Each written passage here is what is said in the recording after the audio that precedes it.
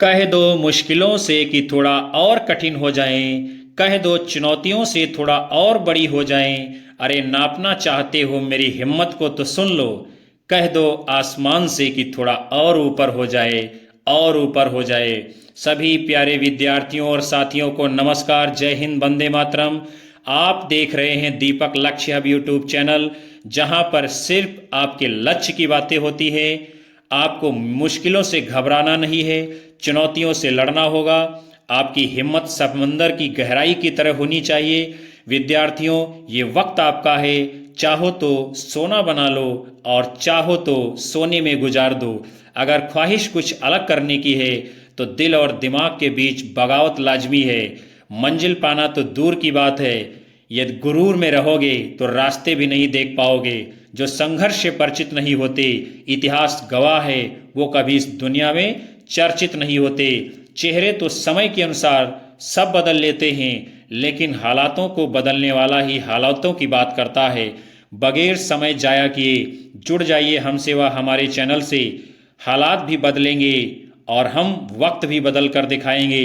पहली बार चैनल पर विजिट किए हैं तो सब्सक्राइब कर बेल आइकन दबाइए, ताकि आगे की कक्षाएं आसानी से आपको मिलती रहें। दोस्त, परिवार, रिश्तेदार सभी को चैनल से जोड़ते रहिए। सभी लोग एक बार लाइक कमेंट कर कक्षा को शेयर कर दीजिए और कक्षा को पूरा देखिएगा। आप लोग उत्तर जरूर दीजिएगा। और देखिए, आपकी स्क्रीन पर है आज का पहला प्रश्न। क्या है? कहु रे मधुकर मधुमत वारे, कहु रे मधुकर मधुमत वारे।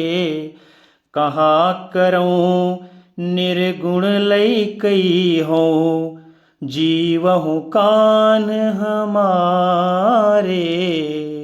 कहु रे मधुकर मधुमत वारे, कहु रे मधुकर मधुमत वारे। सबसे पहले तो हम इसका अर्थ जानेंगे।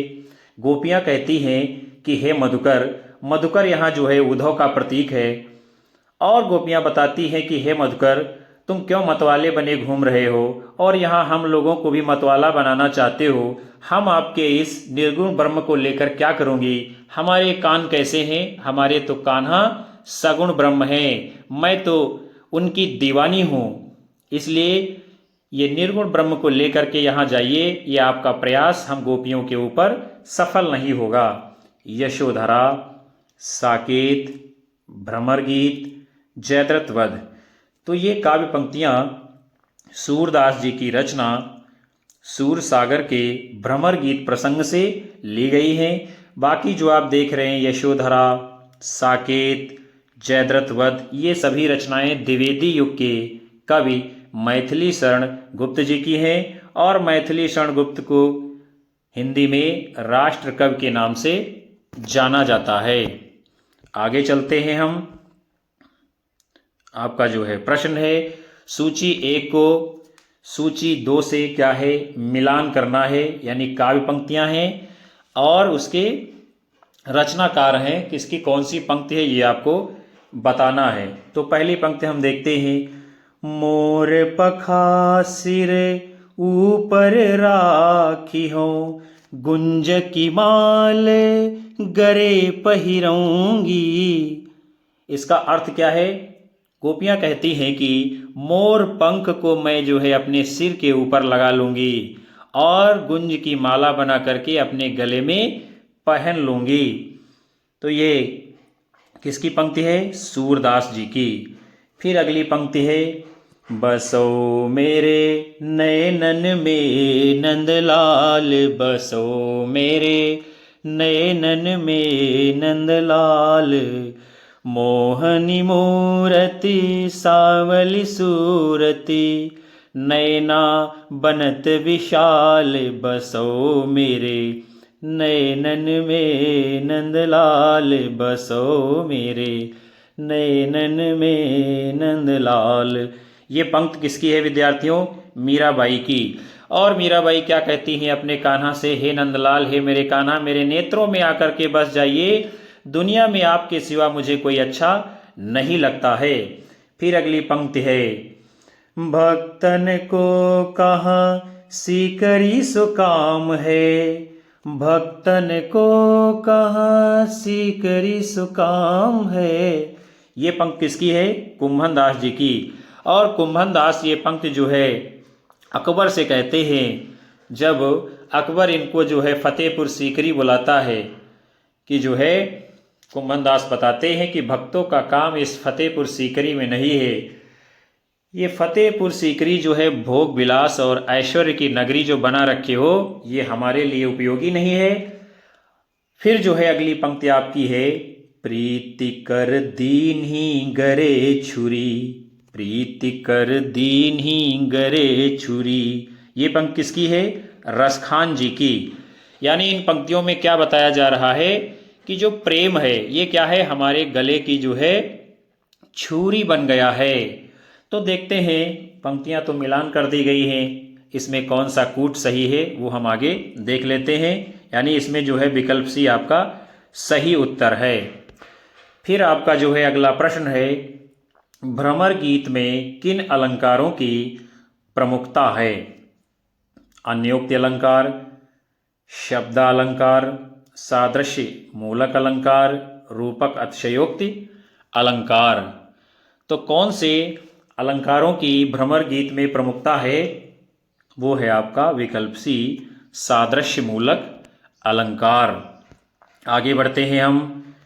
भ्रमर गीत सार जो रचना है, इसका संपादन हिंदी साहित्य में आचार्य रामचंद्र शुक्ल जी ने किया है।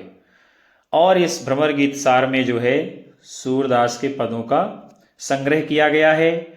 उन्होंने सूर सागर के भ्रमर गीत से लगभग 400 पदों को छांट कर जो है भ्रमर गीत सार नाम दिया है और इसी नाम से इसको प्रकाशित कराया था। फिर जो है आपका अगला प्रश्न है, भ्रमर गीत सार के किन पदों में श्लेष और यमक अलंकार पाए जाते हैं? गेय पद, कूट पद, संस्कृत पद, कहावत। तो भ्रमर गीत के जिन पदों में श्लेष और यमक अलंकार पाए जाते हैं वो पद कौन से हैं? कूट पद। कूट माने होता है कठिन, और दृष्टकूट का मतलब होता है जो देखने में कठिन लगे, और इनका अर्थ जो है गोपनीय होता है। इनकी शैली भी गोपन होती है, इसीलिए इसको अर्थ गोपन शैली भी कहा जाता है। और भ्रमर गीत सार ये जो ग्रंथ है, इसका संपादन आचार्य रामचंद्र शुक्ल जी ने किया था। फिर आपका जो है अगला प्रश्न है, भ्रमर गीत श्रृंगार रस का कैसा काव्य है? विप्रलंभ काव्य, मुक्त काव्य, उपालंभ काव्य, श्रृंगार काव्य। तो भ्रमर गीत श्रृंगार रस का कैसा, ये उपालंभ काव्य है। और उपालंभ का मतलब होता है शिकवा, शिकायत करना। और इस जो भ्रमर गीत सार है, इसमें उपालंभ के माध्यम से गोपियां जो है क्या है, उद्धव को निरुत्तर कर देती हैं। और इसमें क्या है, गोपियों की वचन वक्रता यानी बातचीत की जो शैली है वो देखने को बनती है, जिसका कोई भी जो है उत्तर और जवाब उद्धव के पास में नहीं होता है। फिर जो है हम आगे बढ़ते हैं।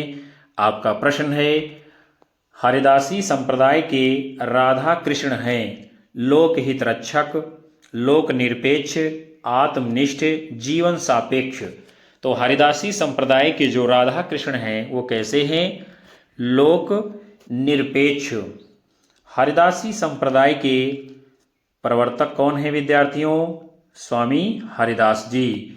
और स्वामी हरिदास जी ने वृंदावन में निम्बार्क मत के अनुसार सखी संप्रदाय या टट्टी संप्रदाय की स्थापना की थी।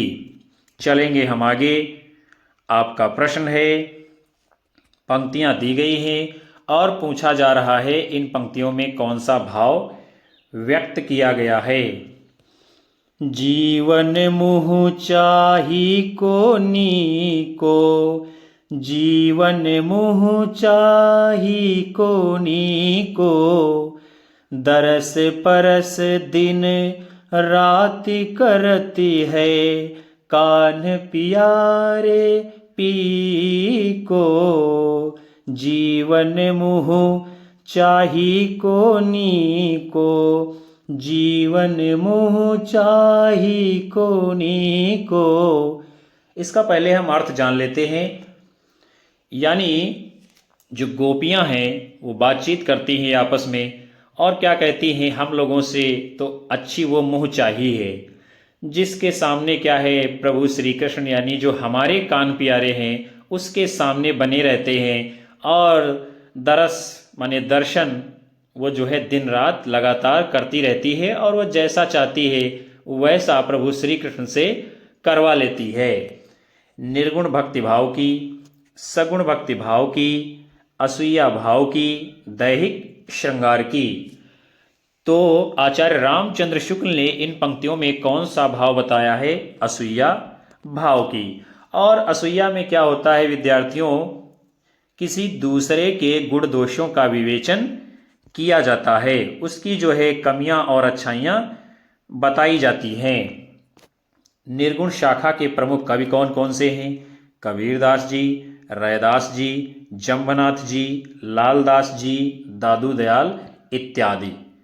ये सभी कवियों को आपको अपने ध्यान में रखना है। आपसे पूछा जाएगा निर्गुण शाखा के कवि कौन कौन से हैं, तो आपको ये बताना होगा। फिर जो है अगला है सगुण शाखा के प्रमुख कवि कौन कौन से हैं? सूरदास, तुलसीदास, मीराबाई, नंददास, कृष्णदास, परमानंददास, कुंभनदास आदि। इनको भी आपको ध्यान में रखना है। और असूया भाव को अभी हमने बताया था, इसमें क्या है दूसरों के गुण दोषों का विवेचन किया जाता है। फिर जो है आगे है दैहिक श्रृंगार। दैहिक माने होता है देह से जो संबंधित श्रृंगार होता है, यानी ऊपर से जो दिखावटी होता है, साज सज्जा के जो बाहरी रूप होते हैं, जो तमाम सारी स्त्रियां महिलाएं जो है अपने ऊपर साज सज्जा करती हैं, श्रृंगार करती हैं। निर्गुण काव्य की जो प्रमुख विशेषताएं क्या हो सकती हैं? निर्गुणोपासना यानी भगवान के निर्गुण स्वरूप को स्वीकार किया गया है और इसमें क्या है रहस्यवाद का उत्कृष्ट चित्रण किया गया है। रहस्यवाद के अंतर्गत जो है ब्रह्म, जीव, जगत, माया, दर्शन ये सब इसी के अंतर्गत आता है।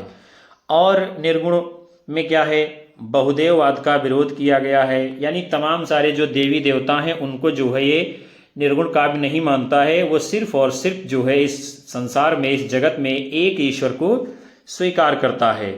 उसके साथ साथ जो है सामाजिक अन्याय का भी विरोध है निर्गुण काव्य करता है। सामाजिक अन्याय में जो है बहुत सारी जैसे छुआछूत है, आडंबर है, बाल विवाह है, विधवा विवाह है, इन सब चीज़ों के खिलाफ जो है आवाज़ उठाता है।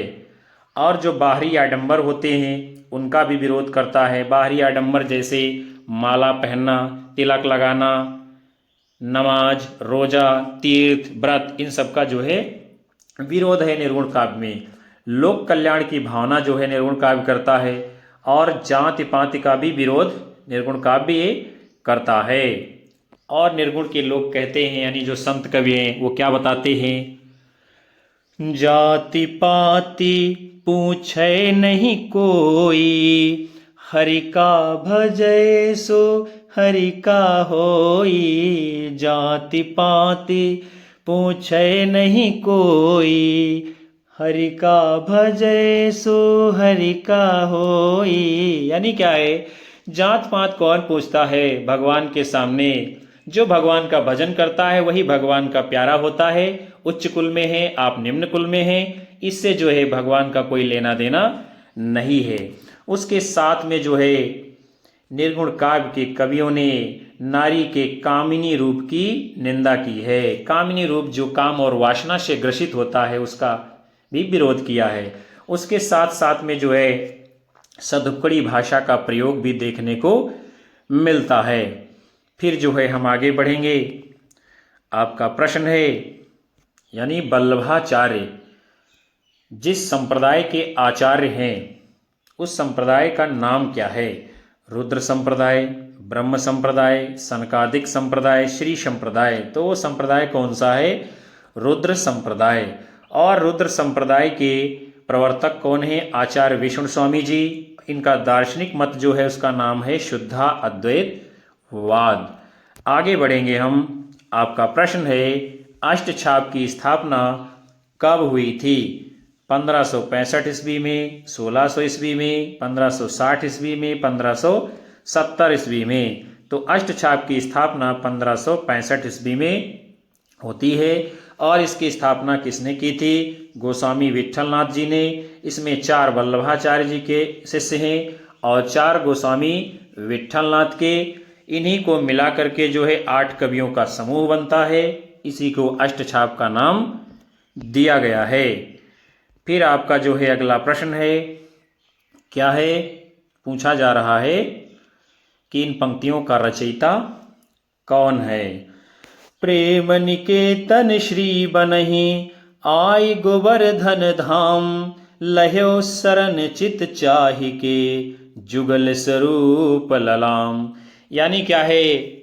इस गोवर्धन धाम के ऊपर आकर के कौन है ऐसा जो प्रेम निकेतन यानी स्वयं प्रेम का आलय बन गया है, प्रेम का घर द्वार बन गया है, और जो जैसी इच्छा व्यक्त करता है, अपने चित्त में चाह लेता है, वैसा ही स्वरूप प्रभु का उनके सामने दिखाई पड़ता है। नंददास, पद्माकर, रहीमदास, रसखान। तो ये पंक्तियां किसकी हैं? रसखान जी की। आगे बढ़ेंगे हम। हिंदी के मुसलमान कवियों में रसखान का नाम जो है बहुत ही अपने आप में महत्वपूर्ण स्थान रखता है। 252 वैष्णवन की वार्ता में इसका उल्लेख है और कहा जाता है कि गोस्वामी विट्ठलनाथ ने इनको जो है दीक्षा प्रदान की थी, यानी इनको अपना शिष्य बनाया था अपने वल्लभ संप्रदाय में।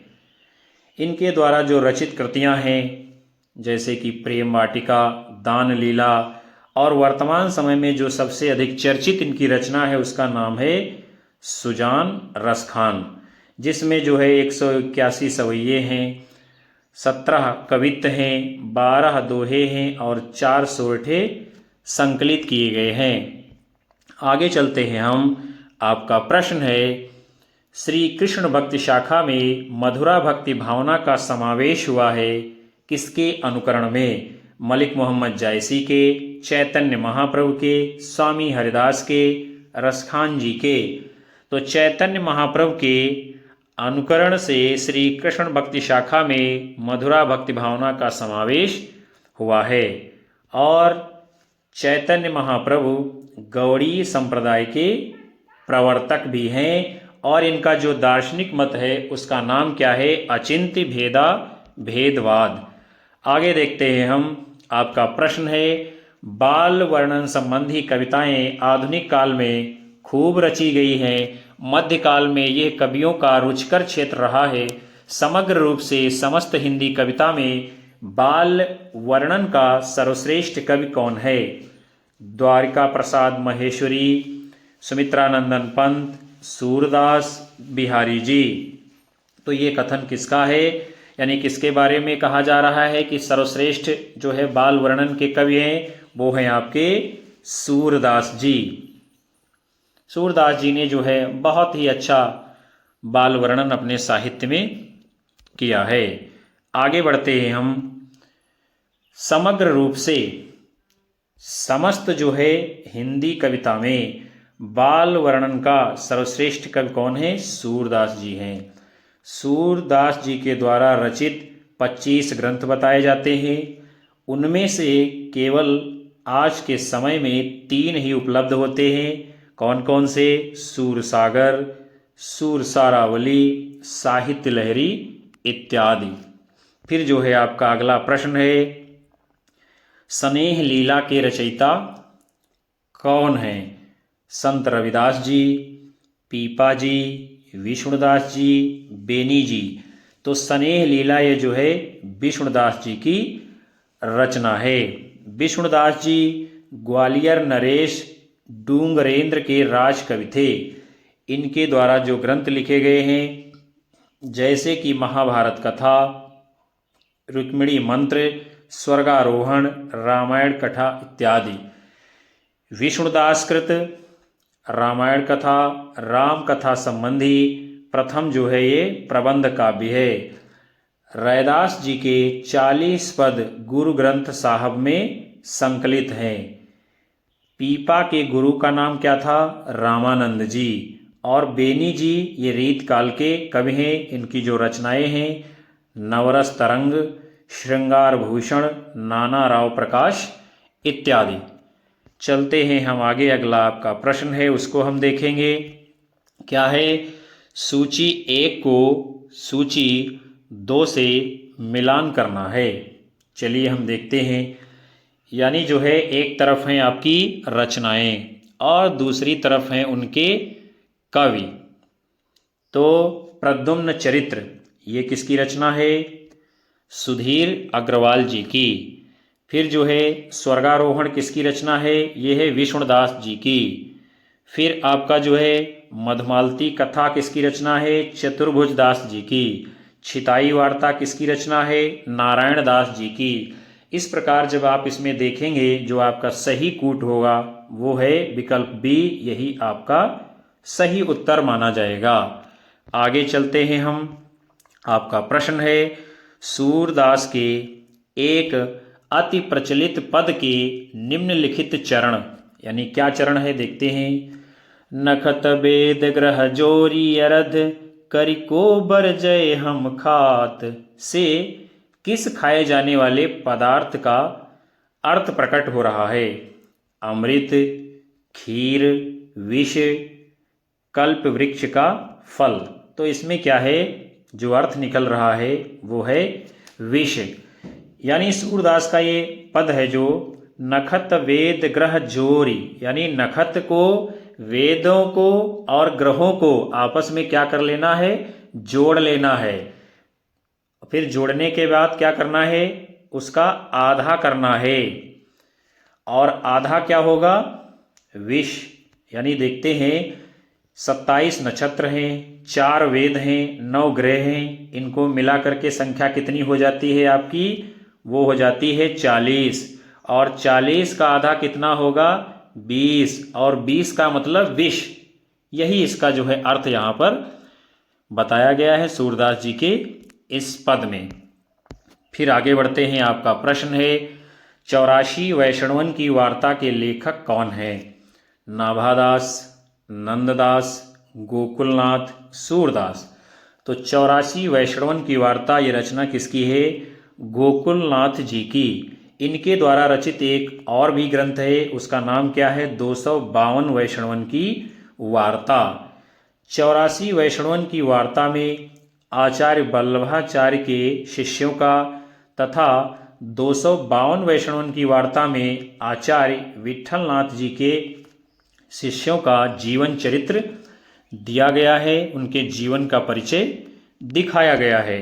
फिर आपका जो है अगला प्रश्न है 84 वैष्णवन की वार्ता का संबंध किस संप्रदाय से है? सखी संप्रदाय, रामानुज संप्रदाय, श्री संप्रदाय, वल्लभ संप्रदाय। तो 84 वैष्णवन की वार्ता का संबंध किससे है? वो है आपका वल्लभ संप्रदाय से। इस ग्रंथ के रचयिता विठलनाथ के पुत्र गोसाई गोकुलनाथ जी माने जाते हैं। और इस ग्रंथ में क्या है? वल्लभाचार्य के शिष्यों का जीवन वृत्त दिखाया गया है। फिर जो है आपका अगला प्रश्न है, ऊपर नीचे हो रहा है, इसको हम एडजस्ट कर लेते हैं थोड़ा सा। क्या है? पंक्तियां दी गई हैं और पूछा जा रहा है कि ये पंक्तियां किस कवि से संबंधित हैं, यानी कि किसकी हैं। उर में माखन चोर गड़े हो, उर में माखन चोर गड़े, अब कैसे हुनिक सत नहीं उधो, अब कैसे हुनिक सत नहीं उधो, तिरछे हुई जो अड़े कि उर में माखन चोर गड़े हो, उर में माखन चोर गड़े। तो ये पंक्तियां तो विद्यार्थियों सूरदास जी की हैं, लेकिन इसका अर्थ भी हम समझ लेते हैं। गोपियां कहती हैं कि हमारे हृदय में कौन आ करके गड़ गया है, यानी जगह बना ली है किसने, तो वो है हमारे माखन चोर। अब मैं कितना प्रयास कर लूं, कितना भी उपाय कर रही हूं, लेकिन हमारे हृदय से वो बाहर हे उद्धव अब निकलते नहीं हैं, और हमारे हृदय में जैसे तिरछे होकर के जगह बना ली है, और कैसी जगह, स्थायी रूप से कभी न निकलने वाली। फिर जो है हम आगे देखते हैं, उपर्युक्त जो पंक्तियां हैं सगुण भक्त कवि सूरदास जी की हैं, और सूरदास ब्रज भाषा के प्रथम प्रतिष्ठित कवि हैं। इनकी भक्ति कैसी है, सख्य भावना की है। लेकिन होता क्या है, वल्लभाचार्य के संपर्क में आने से पूर्व वो जो है दास्य भाव की भक्ति की उपासना करते थे। इनके द्वारा जो रचे ग्रंथ हैं सूर सागर, सूर सारावली, साहित्य लहरी इत्यादि, यानी 3 इनके प्रमुख ग्रंथ माने जाते हैं। फिर आपका जो है अगला प्रश्न है, सूरदास किस रस का कोना कोना झांक आए हैं? शांत रस, करुण रस, मैत्री, वात्सल्य रस। तो सूरदास ये क्या है, वात्सल्य रस का कोना कोना झांक आते हैं।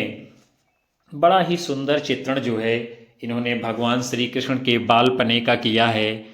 वो लिखते हैं, एक जगह एक पद याद आ रहा है जो मैं आपको बता दूं। किलकत कान्हे घुटुरुवन आवत, किलकत कान्हे घुटुरुवन आवत, मणिमय कनक नंद के आंगन, बिंब पकड़िबे को है धावत, किलकत कान्हे घुटुरुवन आवत, किलकत कान घुटुरुवन आवत। बड़ा ही शानदार चित्र खींचा है बालपने का सूरदास जी ने। कन्हैया जो है अपने घुटनों के बल चल करके जो है घर के आंगन में आ रहे हैं, प्रवेश कर रहे हैं, और वो जो मैया यशोदा का जो भवन है जैसे सोने की तरीके से चमक रहा है, और उसमें क्या है, अपने शरीर को, अपने मुख को बार बार जो है अपने बिंब को, प्रतिबिंब को, अपनी छाया को, अपने चित्र को देखते हैं, और उसको पकड़ने के लिए प्रभु श्री कृष्ण दौड़ते हैं। क्या शानदार चित्र खींचा है सूरदास जी ने। ऐसे ही बहुत सारे बाल वर्णन के पद हैं, इसीलिए सूरदास को कहा जाता है कि ये वात्सल्य रस का कोना कोना झांक आए हैं। और जो है फिर हम आगे बढ़ेंगे। अगला आपका प्रश्न है, निम्न में से कौन विठलनाथ का शिष्य था? सूरजदास यानी सूरदास, चतुर्भुजदास, परमानंददास, कृष्णदास। तो इनमें से जो विठलनाथ जी के शिष्य हैं उनका नाम क्या है? चतुर्भुज दास। इनके जो है अन्य 3 शिष्य हैं, गोविंद स्वामी, छीत स्वामी, नंददास। जबकि यानी सूरदास, कुंभनदास, परमानंद दास और कृष्णदास ये सभी किसके? वल्लभाचार्य जी के शिष्य थे। आगे बढ़ते हैं हम। आपका प्रश्न है, भ्रमर गीत प्रसंग का मूल स्रोत है, यानी कहाँ से ये विषय उठाया गया था, लिया है? श्रीमद् भागवत का 5वां स्कंद, श्रीमद् भागवत का 10वां स्कंद, श्रीमद् भागवत का 3वां स्कंद, श्रीमद् भागवत का 9वां स्कंद।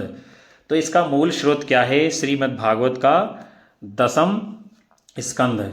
और भ्रमर गीत एक जो है उपालंब काव्य है, यानी उलाहना का काव्य माना गया है, जिसमें क्या है, भंवरे को लक्ष्य बनाकर नायक की निष्ठुरता, लंपटता के साथ साथ उसकी पलायनवादी वृत्ति को चित्रित किया गया है। यानी जो भ्रमर गीत में नायक दिखाया जाता है, नायक कौन है? भगवान श्री कृष्ण हैं। और वो कैसे हैं? निष्ठुर बन गए हैं, गोपियों की बातों पर ध्यान नहीं देते हैं, उनकी शिकायत पर कोई कार्रवाई नहीं करते हैं, कोई निर्णय नहीं लेते हैं। और कैसे हो गए हैं? पलायनवादी। पलायनवादी इस प्रकार हो गए हैं क्योंकि वे उनको छोड़कर चले गए हैं। जब कोई अपना घर छोड़ करके कहीं दूर चला जाता है और अपने घर को वापस नहीं आता है तो उसको पलायनवादी कहते हैं। आज वही स्थिति जो है भगवान श्री कृष्ण की है। गोपियों को ऐसी स्थिति में छोड़कर चले जाते हैं। आगे देखते हैं हम। और इसके साथ साथ क्या होता है, नायिका के आत्मगत विरह वेदना को मार्मिक ढंग से जो है इसमें प्रस्तुत किया गया है। भ्रमर गीत का जो मूल स्रोत है भागवत का, यानी श्रीमद् भागवत पुराण का 10वां स्कंद है, जिसमें 46वें और 47वें अध्याय में भ्रमर गीत प्रसंग का चित्रण किया गया है। फिर जो है अगला आपका प्रश्न है, सूरदास कौन सी धारा के प्रतिनिधि कवि हैं? कृष्ण काव्य धारा, राम काव्य धारा, संत काव्य धारा, सूफी काव्य धारा। तो सूरदास जो है कृष्ण काव्य धारा के प्रतिनिधि कवि हैं। सूरसागर, सूरसारावली, साहित्य लहरी इनकी जो है प्रमुख रचनाएं हैं। आगे बढ़ते हैं हम। अगला आपका प्रश्न है, रास पंचाध्यायी किस छंद में लिखी गई रचना है? इंद्र वज्रा, उपेंद्र वज्रा, रोला, मालिनी। तो रास पंचाध्यायी को जो है रोला छंद में लिखा गया है। आगे बढ़ते हैं हम। कृष्ण भक्ति शाखा के कवि नंददास जी के द्वारा लिखी गई रचना है रास पंचाध्यायी, और इसमें रोला छंद का प्रयोग किया गया है। ये जो है 5 अध्यायों में विभाजित है, और इस ग्रंथ में श्री कृष्ण की रास लीला का अनुप्रास आदि युक्त साहित्यिक भाषा में चित्रण किया गया है। वियोगी हरि जी ने इनको हिंदी का गीत गोविंद कहा है। अष्टछाप के कवियों में नंददास का स्थान काव्य सौष्ठव और भाषा की प्रांजलता की दृष्टि से सूरदास के बाद आता है। नंददास जी के जो अन्य ग्रंथ हैं जैसे कि अनेकार्थ मंजरी, मान मंजरी, सुदामा चरित्र, रस मंजरी, रूप मंजरी, विरह मंजरी, रुक्मिणी मंगल, भंवर गीत, रास पंचाध्यायी, सिद्धांत पंचाध्यायी, दशम स्कंद आदि। आगे बढ़ेंगे हम। आपका प्रश्न है, इनमें से पुष्टिमार्गी कवि कौन है? सूरदास जी, कबीरदास जी, जायसी जी, तुलसीदास जी। तो इनमें से कौन पुष्टिमार्गी कवि हैं? उनका नाम है सूरदास। और वल्लभाचार्य जी जो कि सूरदास जी के गुरु थे, उन्होंने पुष्टिमार्गी भक्ति का क्या किया था? सूत्रपात किया था, यानी चलन में लाया था। और भक्ति काल की सगुण काव्य धारा के कृष्ण भक्ति शाखा के प्रमुख अष्टछापी कवि हैं सूरदास। और सूरदास ने कृष्ण भक्ति के पुष्टिमार्ग को अपनाया था। सूरदास की मृत्यु के ऊपर विठलनाथ जी क्या कहते हैं? पुष्टिमार्ग को जहाज जात है, सो जाको कछु लेन होय सो लेव। अर्थात क्या है? सूरदास को पुष्टिमार्ग का जहाज कहा जाता था। फिर आपका जो है अगला प्रश्न है, वल्लभाचार्य का वेदांत सूत्र पर लिखा प्रसिद्ध ग्रंथ है पुष्टिमार्ग रहस्य, आनंद भाष्य, अणुभाष्य, सृष्टि हास्य। तो वल्लभाचार्य जी का वेदांत सूत्र पर जो ग्रंथ है उसका नाम क्या है? अणुभाष्य। और ये रचना जो इनकी अणुभाष्य है ये अपूर्ण यानी कि अधूरी रह जाती है, जो कि इनके पुत्र विठलनाथ जी के द्वारा पूर्ण की गई है। इनकी जो अन्य प्रमुख रचनाएं हैं, पूर्व मीमांसा भाष्य, उत्तर मीमांसा भाष्य, ब्रह्म सूत्र भाष्य और तत्वद्वीप इत्यादि। आगे चलते हैं। आपका प्रश्न है, निम्नलिखित काव्य कृतियों में कौन सी यानी रचना है जो मीराबाई जी की नहीं है? गीत गोविंद की टीका, प्रेम तत्व निरूपण, राग गोविंद, नरसी जी का मायरा। तो इनमें से प्रेम तत्व निरूपण ये रचना जो है मीराबाई की नहीं है।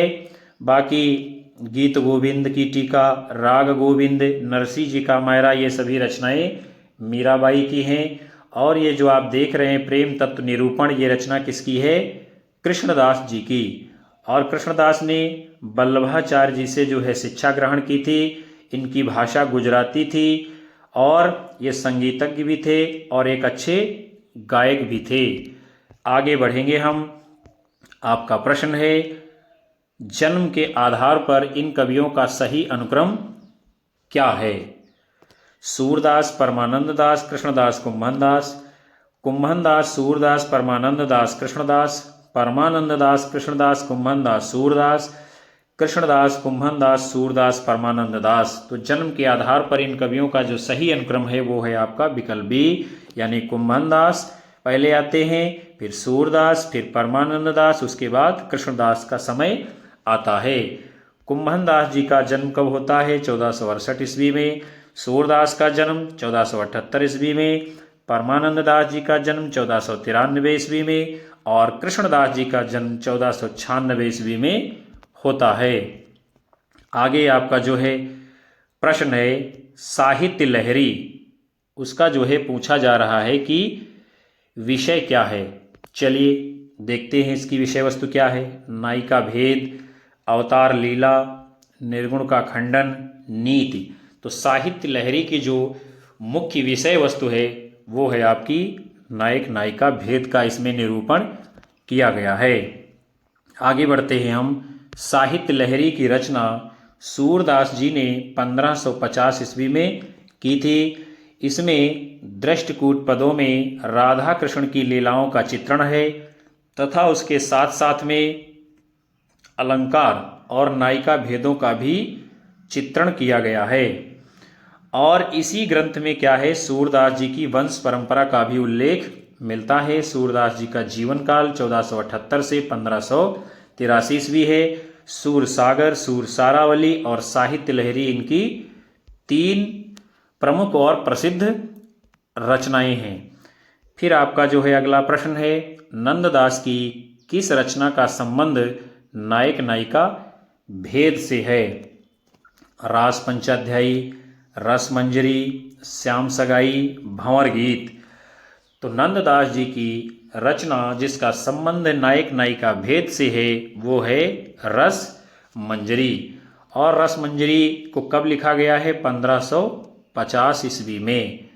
नंददास ने दोहा, चौपाई शैली में नायक नायिकाओं का चित्रण किया है और इसमें स्वकीया परकीया नायिका के भेद उपभेद दिखाए गए हैं। रास पंचाध्यायी में कृष्ण की रास लीला का रोला छंद में वर्णन किया गया है, जबकि भंवर गीत में सगुण और निर्गुण पर गोपी और उद्धव संवाद है। श्याम सगाई में क्या है? श्याम की सगाई का वर्णन किया गया है। आगे चलते हैं हम। आपका प्रश्न है महाप्रभु वल्लभाचार्य के शिष्यों का वृत्तांत किस ग्रंथ में है? चलिए देखते हैं हम। 252 वैष्णवन की वार्ता, भक्तमाल, 84 वैष्णवन की वार्ता, वचनामृत। तो महाप्रभु वल्लभाचार्य जी के शिष्यों का वृत्तांत किसमें है? 84 वैष्णवन की वार्ता में। 84 वैष्णवन की वार्ता रचना किसकी है? गोकुलनाथ जी की। और इसमें वल्लभाचार्य के शिष्यों का जीवन वृत्त है। 252 वैष्णवन की वार्ता किसकी रचना है? गोकुलनाथ जी की है। और इसमें विट्ठलनाथ जी के शिष्यों का जीवन वृत्त प्रस्तुत किया गया है। अगला आपका प्रश्न है अष्टछाप के कवियों में प्रथम नियुक्त कीर्तनकार कवि कौन थे? नंददास, कृष्णदास, सूरदास, कुम्भनदास। तो अष्टछाप के कवियों में जो प्रथम नियुक्त कीर्तनकार कवि हैं उनका नाम है कुम्भनदास जी। आचार्य रामचंद्र शुक्ल जी ने अपने हिंदी साहित्य का इतिहास में कृष्ण भक्ति शाखा के जो ये 8 कवि हैं अष्टछाप के, उनका जो है जीवन काल इस प्रकार निर्धारित किया है। जैसे कि कुम्भनदास 1468 से 1583 ईस्वी, इनका जन्म जमुनावती उत्तर प्रदेश में हुआ था, गुरु वल्लभाचार्य जी हैं। सूरदास 1478 से 1583 ईस्वी, इनका जन्म सीही उत्तर प्रदेश में है और गुरु वल्लभाचार्य जी हैं।